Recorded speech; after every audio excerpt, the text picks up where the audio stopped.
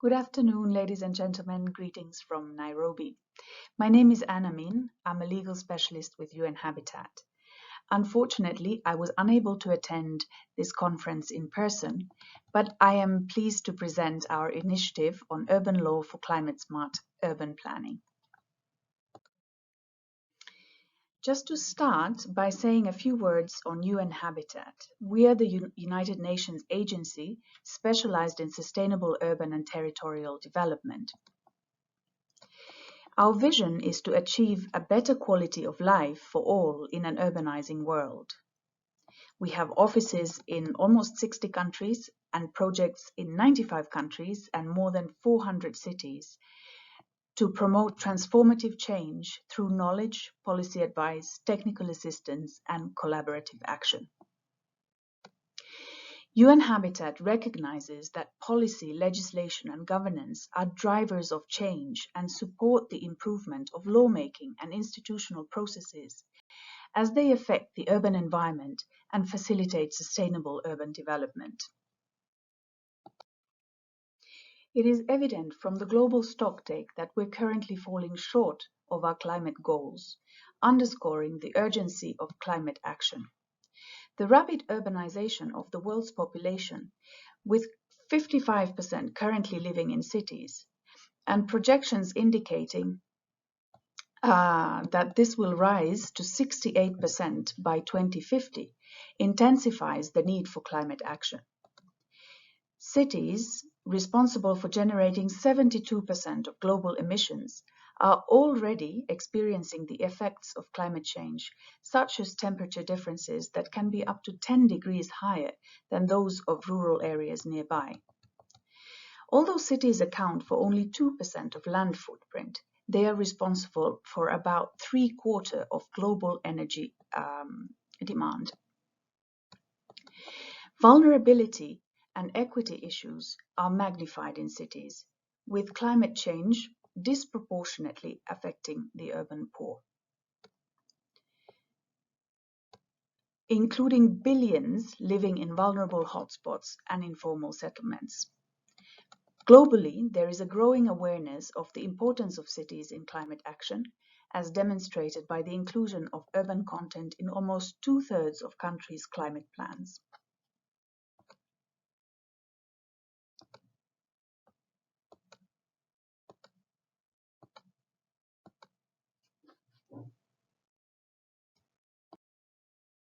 Cities and climate change is one of UN Habitat's key priorities, as climate change poses a major threat to sustainable urban development. From shifting weather patterns that threaten food production to rising sea levels that increase the risk of disastrous flooding, the impacts of climate change are global in scope and unprecedented in scale.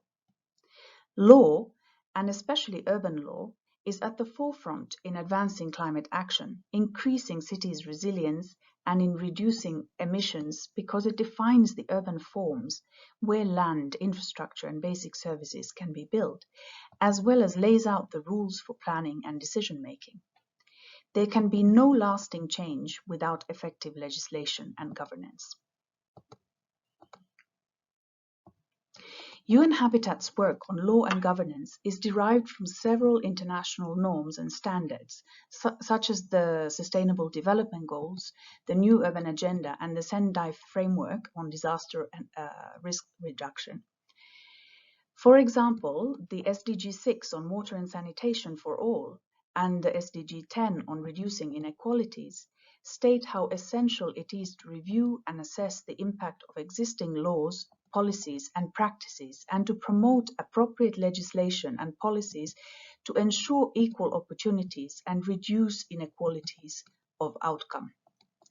All too often, cities are burdened by laws that do not match the prevailing urban reality, and these ineffective laws or the lack of capacities to enforce them makes planning ineffective in shaping cities and achieving sustainable and inclusive results.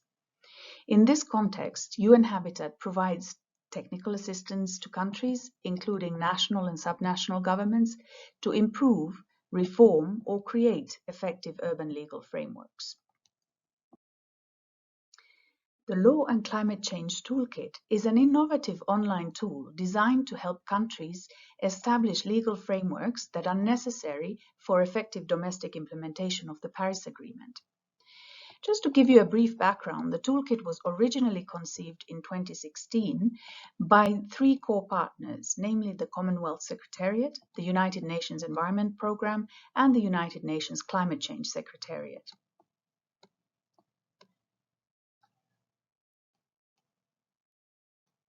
UN Habitat developed the Urban Law module for the Law and Climate Change Toolkit in recognition of the close nexus between urbanization and climate change. It provides the instruments and knowledge necessary to review urban legal frameworks at the national, regional, and local level and assess them with respect to climate action, also offering suggestions for improvements of legal provisions. The Urban Law module is comprised of 5 sections: the governance framework for urban and climate planning, urban and territorial planning, urban planning and design for adaptation, urban planning and design for mitigation, and finally economic and non-economic instruments for climate-friendly urban planning. Each of these sections includes specific questions to guide the assessment. We've also developed a companion guide on urban planning law for climate-smart cities to help users to navigate through and use the online version of the toolkit. And it also provides a narrative description and examples of different legal provisions. Now, the first assessment of the Urban Law module focuses on governance framework for urban and climate planning. Governance here refers to the process through which state and non-state actors interact to design and implement policies within a given set of formal and informal rules that shape and are shaped by power. In the climate change context, the magnitude and urgency of the challenge calls for an emphasis on strong and effective governance systems and practices. Therefore, this first assessment focuses on multi-level governance, including mechanisms for vertical coordination, meaning between governance at various levels, and mechanisms for horizontal coordination, meaning within the same level of government, including cross-sectoral coordination. For example, in India, the National Action Plan on Climate Change from 2008 promotes vertical coordination between the national government through the Ministry of Environment and Forests and the state governments, as it requests all states to develop state action plans on climate change to ensure subnational implementation of climate change commitments. Further, we look at the participation of urban stakeholders, data collection and sharing among public agencies, as well as their dissemination to the general public. The powers of local governments on steering and controlling climate-friendly urban planning and land use, which should be clearly outlined, including a clear definition that sets out institutional roles and responsibilities to avoid overlapping mandates, institutional conflicts, and gaps in implementation. Urban planning frameworks vary among countries, but most of them have a 3-tiered hierarchy with national, subnational, and local levels. The national framework often identifies the broader objectives of planning and strategies for implementation. These are then adopted and tailored at the subnational and local levels through subnational plans and local plans, respectively.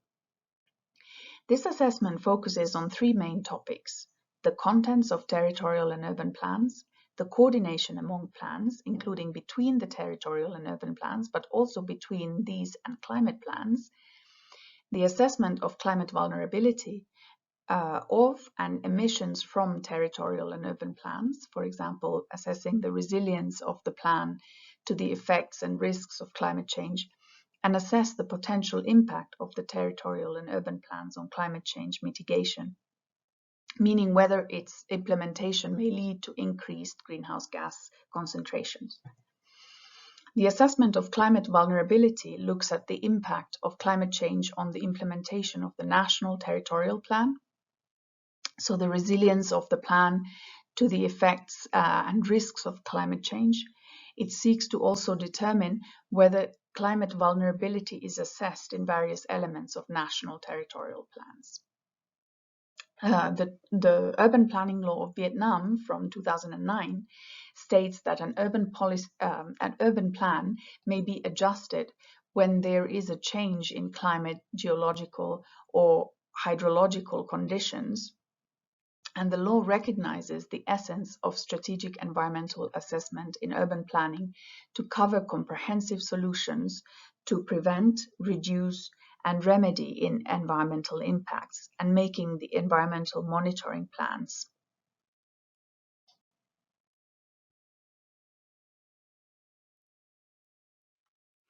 As mentioned earlier, challenges posed by climate change affect more acutely urban areas due to the concentration of people, economic activities, assets, and social and cultural institutions. Together, climate-related hazards and associated effects, including the extreme weather events, will not only threaten people, livelihoods, and ecosystems, but also undermine the realization of the Sustainable Development Goals. Therefore, based on the robust international framework on adaptation, this assessment is divided into 7 subsections, which contain the most important elements for utilization of the law for successful adaptation in urban contexts. First, we look at climate risks and vulnerability for planned areas and infrastructure, identification and prioritization of adaptation options, implementation of the identified adaptation options, adaptations of slums and other vulnerable settlements, planned relocations from areas at risk of climate change, and security of tenure. As an example, the Urban Law module encourages the use of both infrastructure-based and ecosystem-based adaptation measures in the option selection process, where infrastructure-based measures comprise climate-proofing infrastructure and often include projects such as the construction of seawalls, storm drainage systems, and so on.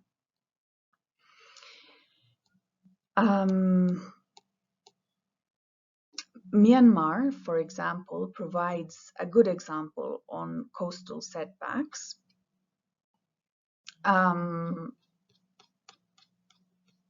And finally, we have also a good example from Thailand, where owners and occupiers of land are compensated.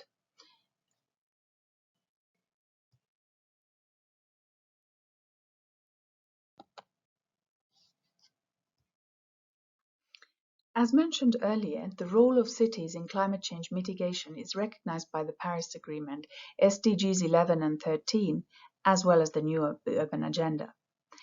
The New Urban Agenda recognizes the link between climate change and urban planning by expressing the commitment to integrate climate change mitigation into urban and territorial development and planning processes. Accordingly, this assessment is focused on the urban planning and land use aspects of climate change mitigation. This assessment provides the most important elements for utilization of the law for successful mitigation in urban contexts. Urban plans and greenhouse gas emissions, which includes both the assessment of the greenhouse gas emissions from existing urban forms and the integration of mitigation measures in urban plans, and at the same time the assessment of the impact of urban plans on greenhouse gas emissions. The green spaces for environmental and climate services. Here I could provide an example from the Philippines Green Space Act, which gives due consideration to the establishment and maintenance of national and urban parks, open and green spaces, and recreational facilities. The Act also requires that research work and publication in the field of national and urban parks and open and green spaces be conducted by the government. Finally, we look at neighborhood design and energy saving in buildings. The climate-friendly urban forms, which looks at measures related to density, land use mix, connectivity, and accessibility. Examples of connectivity measures are plot design rules to promote walkability.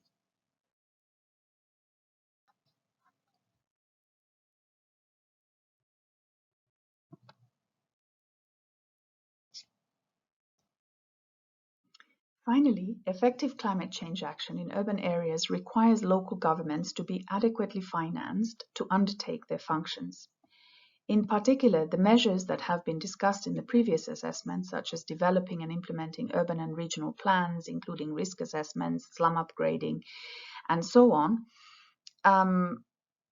will need resources for them to be implemented. And to this end, municipal finance can be divided into two categories: internal revenues collected by local governments themselves according to their rules and mandates and mostly constitute property taxes and user fees, and the external revenue from outside sources, which includes intergovernmental transfers, borrowing, and development assistance. The latter are the ones most used by local governments to implement urban plans and build infrastructure. So local governments are very often heavily reliant on intergovernmental transfers, property taxes, and user fees, with an impact on their ability to undertake comprehensive local climate action. Therefore, this assessment aims at adopting a legal framework that enhances municipal finance through different income streams, and as such, it focuses on both public finance, encouraging the intergovernmental transfers, and vesting local governments with a revenue collection mandate, for example, to levy taxes such as land-based taxes and user charges, and private investments, mobilizing investment of capital and public-private partnerships to increase the public funds to cover the mitigation and adaptation costs associated with climate change. Moreover, behavioral change through incentives and disincentives is also considered, as they play a relevant role in promoting or discouraging specific adaptation and mitigation activities or land uses. As an example of a legal instrument that promotes economic and non-economic incentives from both the national and local governments, there is the Spatial Planning Law of Indonesia from 2007.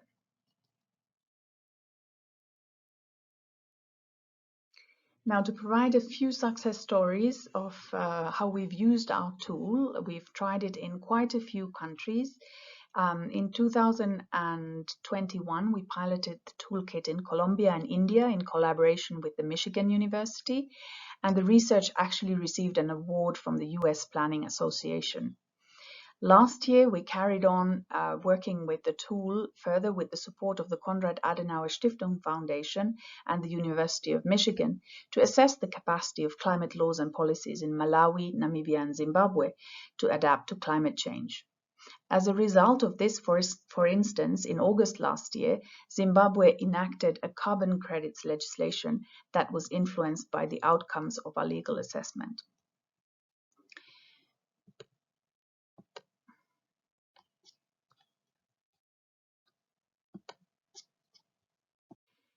We have also collaborated with other countries, such as the Sultanate of Oman, to draft a new planning law that is, among other things, climate conscious. For this, we analyzed over 500 spatial planning laws. In Tajikistan, we conducted a comprehensive analysis of their primary and secondary legislation, including building codes, to enhance a climate-resilient legal framework for its mountainous terrain. We're applying the same methodology in an ongoing project in Kyrgyzstan. Also, based on the aftermath of the devastating effects of Cyclone Kenneth, we supported Comoros to strengthen the policy and legal framework, considering resilience to climate change and natural hazards.